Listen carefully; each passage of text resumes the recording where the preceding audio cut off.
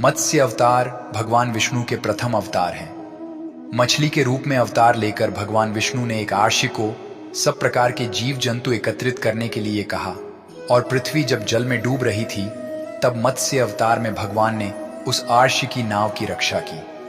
इसके पश्चात ब्रह्मा ने पुनः जीवन का निर्माण किया। एक दूसरी मान्यता के अनुसार एक राक्षस ने जब वेदों को चुराकर सागर की अथाह गहराई में छुपा दिया तब भगवान विष्णु ने मत्स्य रूप धारण करके वेदों को प्राप्त किया और उन्हें पुनः स्थापित किया। मत्स्य अवतार की कथा। एक बार ब्रह्मा जी की असावधानी के कारण एक बहुत बड़े दैत्य ने वेदों को चुरा लिया। उस दैत्य का नाम हयग्रीव था। वेदों को चुरा लिए जाने के कारण ज्ञान लुप्त हो गया।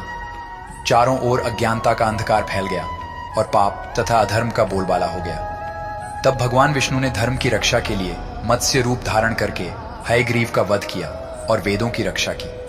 भगवान ने मत्स्य का रूप किस प्रकार धारण किया, इसकी विस्मयकारिणी कथा इस प्रकार है। कल्पांत के पूर्व एक पुण्यात्मा राजा तप कर रहा था। राजा का नाम सत्यव्रत था। सत्यव्रत पुण्यात्मा तो था ही, बड़े उदार हृदय का भी था। प्रभात का समय था, सूर्योदय हो चुका था। सत्यव्रत कृतमाला नदी में स्नान कर रहा था।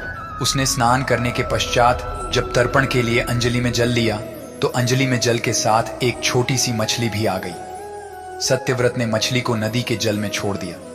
मछली बोली, राजन, जल के बड़े बड़े जीव छोटे छोटे जीवों को मारकर खा जाते हैं। अवश्य कोई बड़ा जीव मुझे भी मारकर खा जाएगा।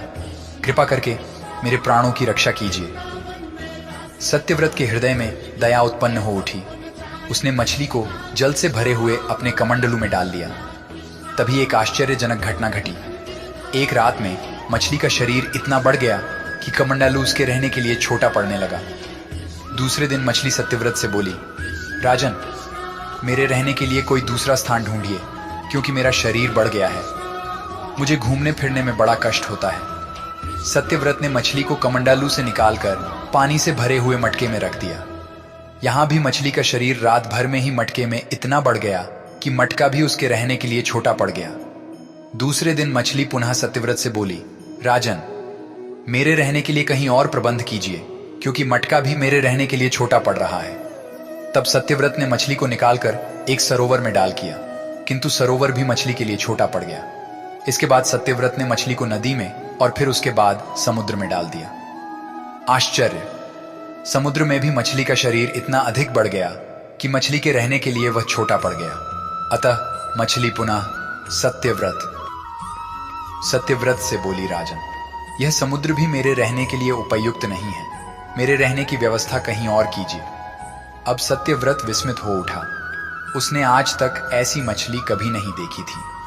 वह विस्मय भरे स्वर में बोला, मेरी बुद्धि को विस्मय के सागर में डुबो देने वाले आप कौन हैं? मत्स्य रूपधारी श्री हरि ने उत्तर दिया, राजन, हयग्रीव नामक दैत्य ने वेदों को चुरा लिया है। जगत में चारों ओर अज्ञान और अधर्म का अंधकार फैला हुआ है। मैंने हयग्रीव को मारने के लिए ही मत्स्य का रूप धारण किया है। आज से 7वें दिन पृथ्वी प्रलय के चक्र में फिर जाएगी। समुद्र उमड़ उठेगा, भयानक वृष्टि होगी, सारी पृथ्वी पानी में डूब जाएगी। जल के अतिरिक्त कहीं कुछ भी दृष्टिगोचर नहीं होगा। आपके पास एक नाव पहुंचेगी। आप सभी अनाजों और औषधियों के बीजों को लेकर सप्त आर्षियों के साथ नाव पर बैठ जाइएगा। मैं उसी समय आपको पुनः दिखाई पड़ूंगा और आपको आत्म तत्व का ज्ञान प्रदान करूंगा। सत्यव्रत उसी दिन से हरि का स्मरण करते हुए प्रलय की प्रतीक्षा करने लगे। 7वें दिन प्रलय का दृश्य उपस्थित हो उठा। समुद्र भी उमड़कर अपनी सीमाओं से बाहर बहने लगा। भयानक वृष्टि होने लगी। थोड़ी ही देर में सारी पृथ्वी पर जल ही जल हो गया। संपूर्ण पृथ्वी जल में समा गई। उसी समय एक नाव दिखाई पड़ी। सत्यव्रत सप्तराशियों के साथ उस नाव पर बैठ गए। उन्होंने नाव के ऊपर संपूर्ण अनाजों और औषधियों के बीज भी भर लिए। नाव प्रलय के सागर में तैरने लगी। प्रलय के उस सागर में उस नाव के अतिरिक्त कहीं भी कुछ भी नहीं दिखाई दे रहा था। सहसा मत्स्य रूपी भगवान प्रलय के सागर में दिखाई पड़े। सत्यव्रत और सप्त आर्षिगण मत्स्य रूपी भगवान की प्रार्थना करने लगे। भगवान से आत्मज्ञान पाकर सत्यव्रत का जीवन धन्य हो उठा। वे जीते जी ही जीवन मुक्त हो गए। प्रलय का प्रकोप शांत होने पर मत्स्य रूपी भगवान ने हयग्रीव को मारकर उससे वेद छीन लिए। भगवान ने ब्रह्मा जी को पुनः वेद दे दिए। इस प्रकार भगवान ने मत्स्य रूप धारण करके वेदों का उद्धार तो किया ही, साथ ही संसार के प्राणियों का भी अमित कल्याण किया।